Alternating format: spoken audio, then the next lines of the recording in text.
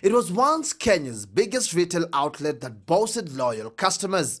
But contrary to its slogan, Tujenge Uchumi yetu, Uchumi is struggling to rebuild itself. A heavy debt burden, part of which it inherited from previous board and management leadership, is now threatening to consume Uchumi.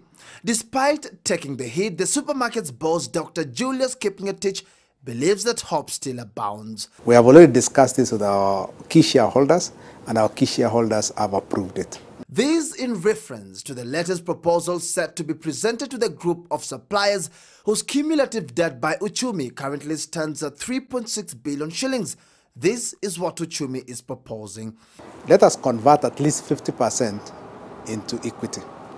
Since we are a listed company, if, for example, we convert it at today's price of 5 shillings and the share price goes up, okay, they will get a huge capital gain. The remaining 50% will then be gradually sorted out based on continued delivery of commodities from the same suppliers. Because part of the deal is to bring the goods to store.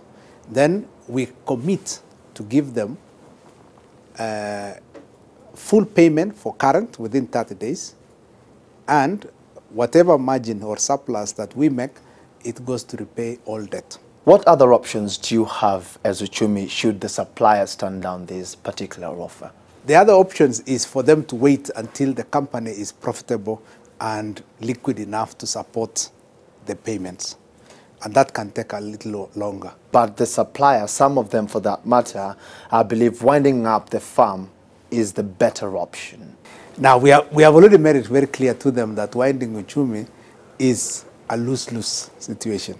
If we go the liquidation route, the biggest losers will be, one, the unsecured creditors, our suppliers, and of course our shareholders, because they will get nothing.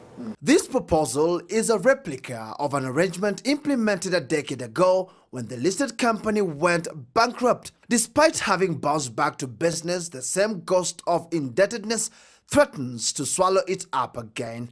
According to the CEO, Uchumi suffered from 2 business deficiencies, one of them having been poor governance, which was cured through recent restructuring. The other bit being controls-related challenges. Previously, some functions didn't even have a guideline for staff.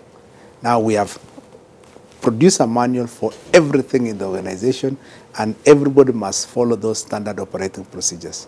To actualize this, Uchumi is seeking to raise funds through various means, including borrowing 1.2 billion shillings as a bridging loan from the government, selling its non-core assets, as well as incorporating a strategic investor to inject up to 5 billion shillings financial boost. 3 firms have already been shortlisted for this arrangement. Patrick, Igunza, The Big Question.